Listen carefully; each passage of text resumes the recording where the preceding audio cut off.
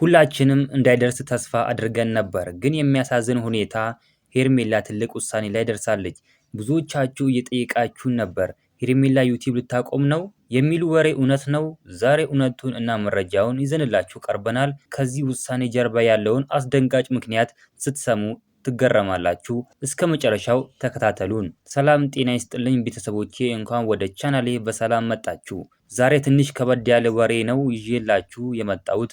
በቅርቡ በሶሻል ሚዲያ ላይ ሄርሜላ ዩቲዩብ ልታቆም ነው የሚሉ ወሬዎች በስፋት እየተሰራጩ ይገኛሉ።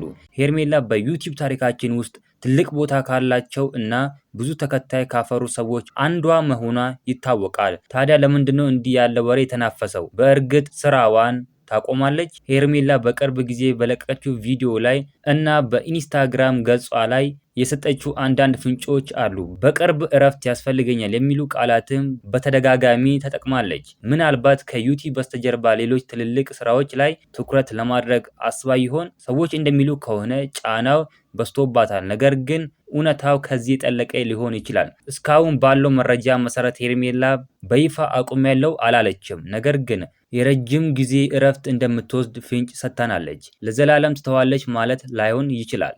እናንተስ ምን ትላላችሁ? ሄርሜላ ዩቲዩብ ብታቆም ይቆጫችኋል ወይስ አዲስ ነገር ብትጀምር ትመርጣላችሁ? ያላችሁን አስተያየት ኮሜንት ላይ ጻፉልኝ። ለዛሬ የነበረን መረጃ ይህን ይመስላል። ቪዲዮ ላይክ፣ ቻናሉ ሰብስክራይብ ማድረግ እንዳትረሱ።